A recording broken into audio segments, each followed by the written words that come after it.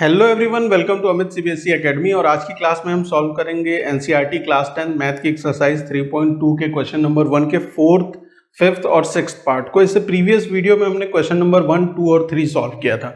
ठीक है, तो आते हैं क्वेश्चन नंबर 1 के 4th पार्ट पे। ठीक है, 4th पार्ट में जो आपको इक्वेशंस गिवन है वो है 0.2x plus 0.3y is equal to 1.3। ठीक है, और दूसरी इक्वेशन है 0.4x plus 0.5y is equal to 2.3। ठीक है, अब हमने अभी तक जितनी भी इक्वेशंस देखी उसमें कोई डेसिमल वाली इक्वेशन देखी थी क्या? ये देखिए, x का कोफिशिएंट डेसिमल में है, y का कोफिशिएंट डेसिमल में है, यहाँ 1.3 डेसिमल में है, यहाँ भी x का कोफिशिएंट, यहाँ y का कोफिशिएंट और ये 2.3 डेसिमल में है। तो हम क्या करेंगे, आप चाहें तो डेसिमल में भी रख के सॉल्व कर सकते हैं। ठीक है, लेकिन इसको ईजियर बनाने के लिए, ईजी करने के लिए आप क्या करेंगे, what you can do, you can convert these two equation in non decimal form। कैसे करेंगे? अगर इस पूरे इक्वेशन को मैं 10 से मल्टीप्लाई कर दूं तो यहां से डेसिमल हट जाएगा। उसी तरीके से इस पूरे इक्वेशन को अगर मैं 10 से मल्टीप्लाई कर दूं तो क्या हो जाएगा, डेसिमल हट जाएगा, है ना। तो मैं क्या करने जा रहा हूं, इस पूरी इक्वेशन को, है ना, पूरी इक्वेशन को मैंने क्या किया, 10 से मल्टीप्लाई कर दिया, और इस पूरी इक्वेशन को भी मैंने क्या किया, 10 से मल्टीप्लाई कर दिया।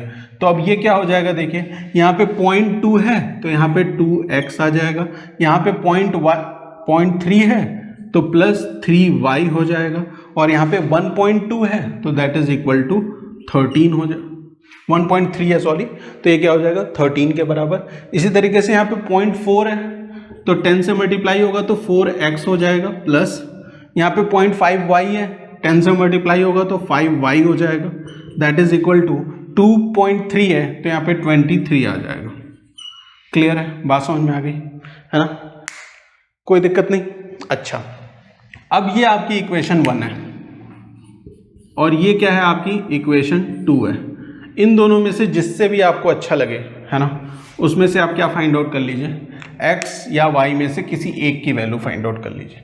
मैं इक्वेशन नंबर 1 से फाइंड आउट कर रहा हूँ x की वैल्यू, तो 2x plus 3y is equal to 13 था। यहाँ से अगर मैं x की वैल्यू फाइंड आउट करूँगा तो ये 3y इधर जाएगा, तो 2x is equal to 13 minus 3y, और ये 2 यहाँ मल्टीप्लाई है तो यहाँ जाके डिवाइड हो जाएगा, तो x is equal to 13 minus 3y by 2।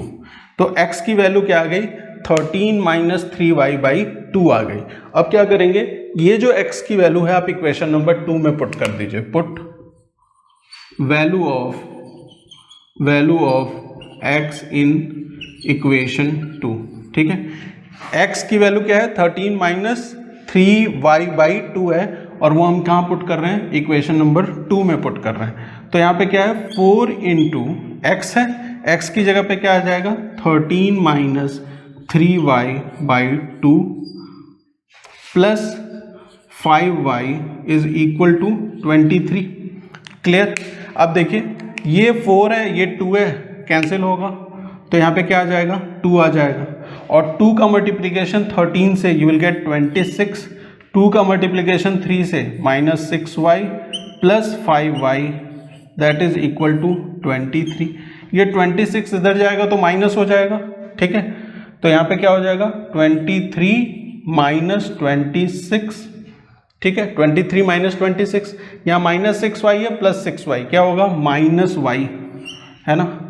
तो minus y is equal to क्या हो जाएगा, -3, है ना। 23 माइनस 26 इज -3, तो minus y is equal to -3। ये माइनस और माइनस कैंसिल हो गया, तो y की वैल्यू क्या आ गई, you got the value of y as 3, है ना। y की वैल्यू क्या आ गई, 3 आ गई।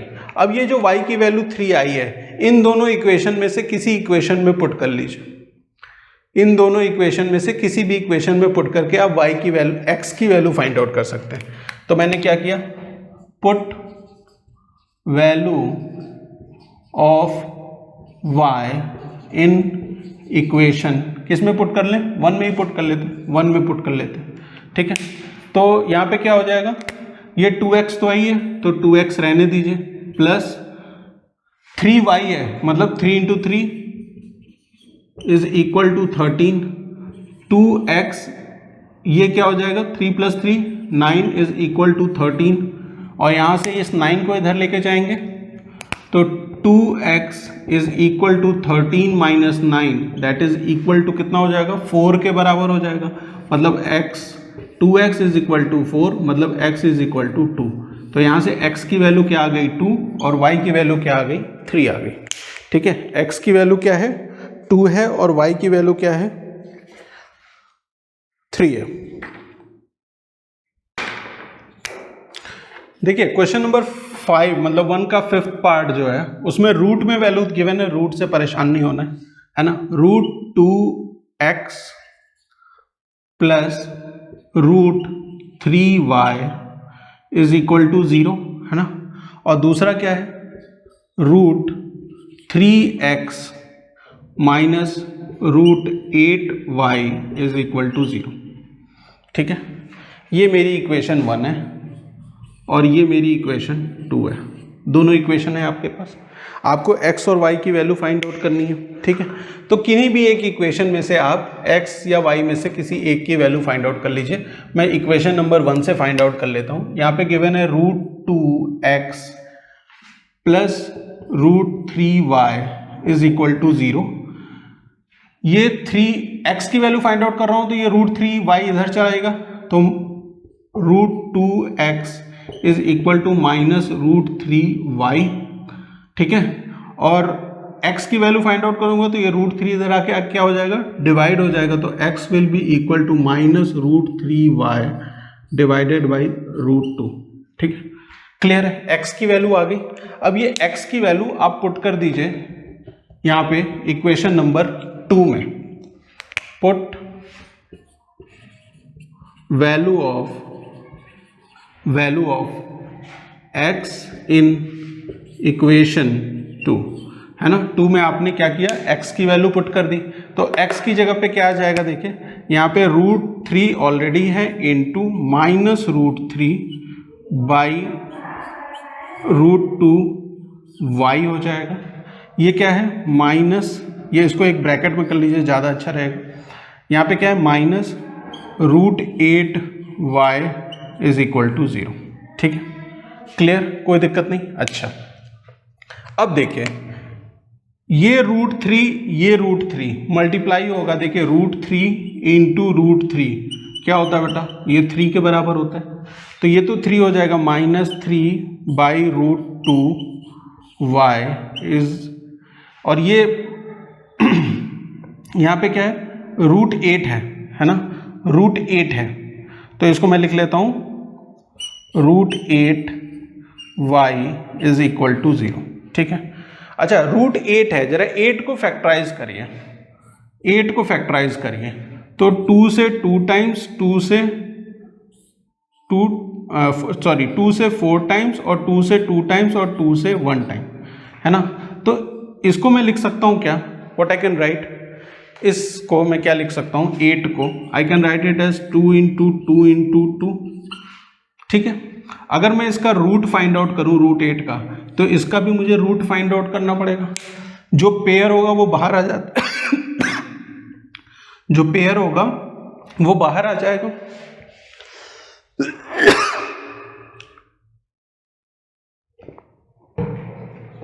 ठीक है। जो पेयर होता है वो बाहर आ जाता है, तो 2 बाहर आ गया, अंदर ब्रैकेट में क्या बचा 2 रूट 2, तो मैं रूट 8 को लिख सकता हूं 2 रूट 2, ठीक है। इस रूट 8 को हम क्या लिख सकते हैं 2 रूट 2 लिख सकते हैं, ठीक है। तो आप लिख लीजिए जरा, इसको मैं हटा देता हूं, देखिए इसको हटा देता हूं, ये सारी चीज़ों की जरूरत नहीं है अभी, है ना। सिर्फ इसका ध्यान रखिएगा कि रूट 8 को हम क्या लिख सकते हैं 2 रूट 2 लिख सकते हैं। तो यहाँ पे क्या हो जाएगा -3 by root 2 minus 2 root 2y is equal to 0, ठीक है। अच्छा अगर मैं इस पूरे को, अच्छा यहाँ भी y है ना, यहाँ भी y है, ठीक है। अब अगर आपको ऐड करना है, इनको माइनस माइनस है तो ऐड ही होंगे, है ना, माइनस करेंगे तो यहाँ पे क्या हो जाएगा, ये √2 एलसीएम आ जाएगा, ठीक है। √2 क्या हो जाएगा, एलसीएम हो जाएगा, तो √2 यहाँ पे एलसीएम आ गया। √2 से √2 कितने टाइम्स, 1 टाइम, तो यहाँ -3y आएगा, कोई कंफ्यूजन, माइनस यहाँ पे कुछ नहीं है तो √2 होगा, है ना, यहाँ पे भाई 1 है ना एक तरीके से, तो 1 इंटू √2 इज √2, तो 2 इंटू 2√2 इंटू √2, ये √2 क्या हो जाएगा, 2 हो जाएगा, और यहाँ पे 2 ऑलरेडी है ना, तो 2 इंटू 2 कितना होता है, 4 होता है, तो ये 4 के बराबर हो गया, 4y इज इक्वल टू 0। अब ये √2 इधर जाएगा तो 0 हो जाएगा, और यहाँ पे देखिए क्या है, -3 -4 है, तो -7y इज इक्वल टू 0, मतलब y की वैल्यू क्या आ जाएगी, ये -7 जाके इधर डिवाइड होगा तो 0 ही होगा ना, तो y की वैल्यू क्या आ गई, 0 आ गई। जब y की वैल्यू 0 आ गई है तो आप y की वैल्यू x कहीं पे भी इन दोनों इक्वेशन में से किसी इक्वेशन में पुट कर लीजिए, y की वैल्यू आप इन दोनों इक्वेशन में से किसी भी इक्वेशन में पुट करके x की वैल्यू फाइंड आउट कर सकते हैं। तो यहाँ पे मैं x की वैल्यू फाइंड आउट कर देता हूँ, देखिए मैं इक्वेशन नंबर 1 में ही पुट कर लेता हूँ, ठीक है। इक्वेशन नंबर 1 में √2x प्लस √3y की जगह पे क्या आ जाएगा, 0 इज इक्वल टू 0, ये पार्ट 0 हो गया, मतलब √2x इज इक्वल टू 0, मतलब x की वैल्यू भी क्या आ गई, 0 आ गई। क्लियर है, देखिए यहाँ पे x की भी वैल्यू 0 है और y की भी वैल्यू क्या है, 0 है। अब ये रूट के जो मल्टीप्लिकेशन है या √8 है उसको हम किस तरीके से कर सकते हैं, ये थोड़ी सी आपको नॉलेज होनी चाहिए इस तरह के क्वेश्चंस को सॉल्व करने के लिए। देखिए रूट से परेशान नहीं होना, लेकिन उसको सॉल्व करने के लिए आपको थोड़ी प्रैक्टिस करनी पड़ेगी, ठीक है। क्लियर है, चलिए अब आते हैं हम इसके लास्ट पार्ट पे, वो है 6th पार्ट। क्वेश्चन नंबर 1 के 6th पार्ट में ये दो इक्वेशंस आपको गिवन है, इन दोनों इक्वेशन को आपको क्या करना है, x और y के लिए सब्स्टिट्यूशन मेथड से सॉल्व करना है। तो यहाँ पे देखिए डिनोमिनेटर में यहाँ 2 है और यहाँ 3 है, यहाँ भी 3 है, यहाँ 2 है, तो अगर मैं इन दोनों इक्वेशन को इस 2 और 3 के एलसीएम से मल्टीप्लाई कर दूं तो इनका एलसीएम क्या होता है, 2 और 3 का एलसीएम 6 होता है।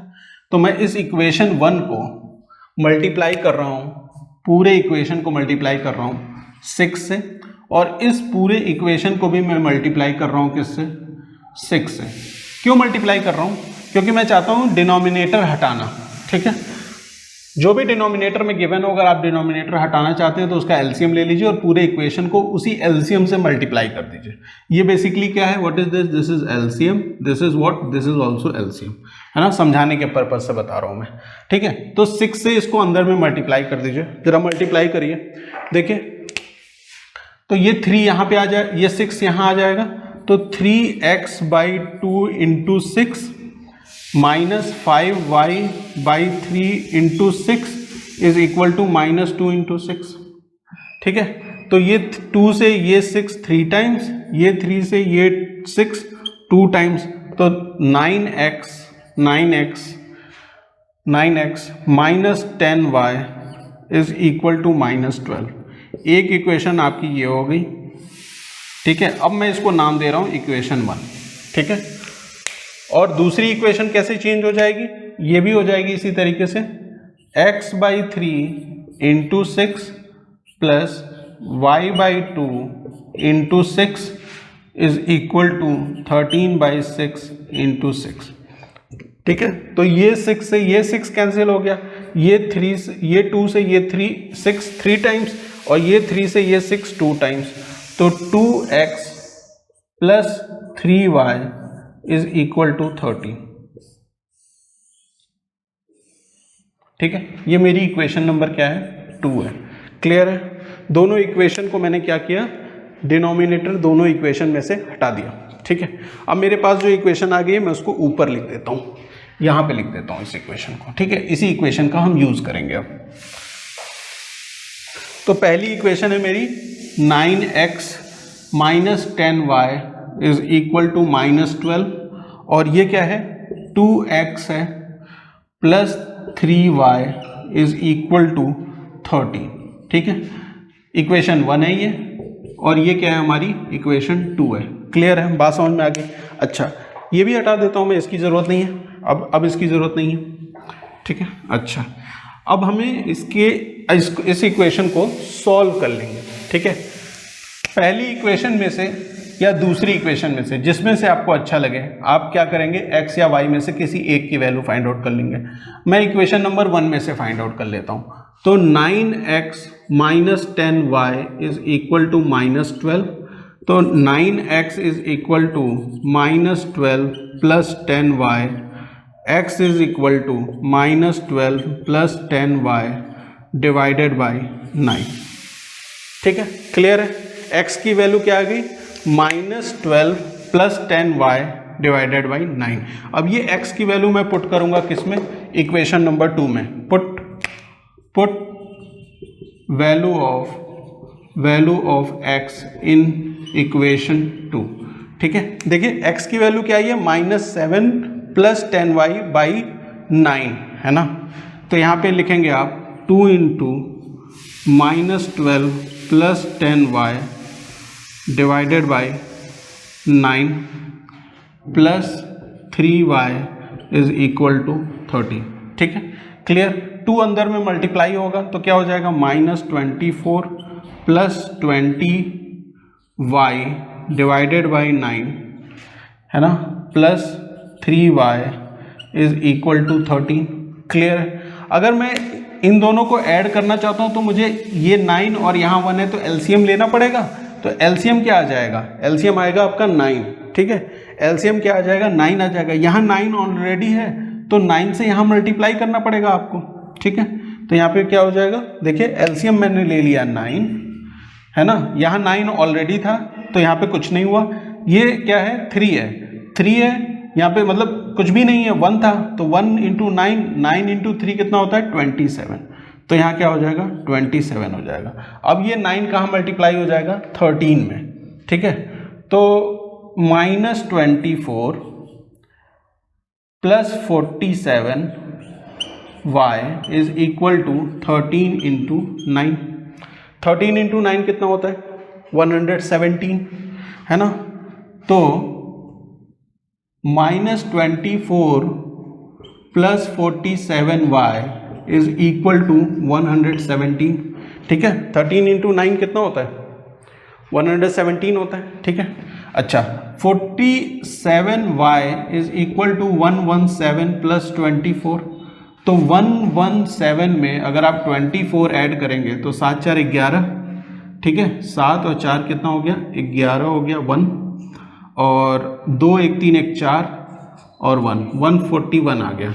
तो 47y इज इक्वल टू 141 और y is equal to 141 divided by 47।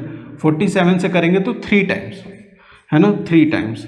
देखिए 141 को 47 से डिवाइड करें 3 टाइम्स, 7 3 जा 21, 1 लिखा, 2 कैरी कर दिया और 2 3 4 जा 12, 14, है ना, 0 आ गया तो 3 टाइम्स हो गया।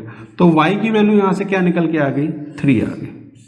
ठीक है, y की वैल्यू आपने क्या फाइंड आउट कर ली है, 3 फाइंड आउट कर ली है। तो y की वैल्यू आपके पास अगर 3 आ गई तो इन दोनों इक्वेशन में से किसी इक्वेशन में आप क्या करिए, y की वैल्यू पुट कर दीजिए। मैं इक्वेशन नंबर 2 में पुट कर देता हूँ। यहाँ पे मैं क्या कर रहा हूँ, y की वैल्यू 2 पुट कर दे रहा हूँ, है ना, सॉरी y की वैल्यू क्या पुट कर रहा हूँ, 3। ठीक है, तो ये 2x 3 3 जा 9 और इधर जाएगा तो माइनस हो जाएगा, 13 माइनस 9 इज 4, मतलब ये 4। x की वैल्यू यहाँ से क्या आ जाएगी, 2 आ जाएगी। ठीक है, x की वैल्यू क्या आ जाएगी, 2 आ जाएगी। थोड़ी जगह कम है इसलिए मैंने इस तरह किया, आप कॉपी में अलग से शो करेंगे। ये था क्वेश्चन नंबर 6, फर्स्ट क्वेश्चन का 6th पार्ट।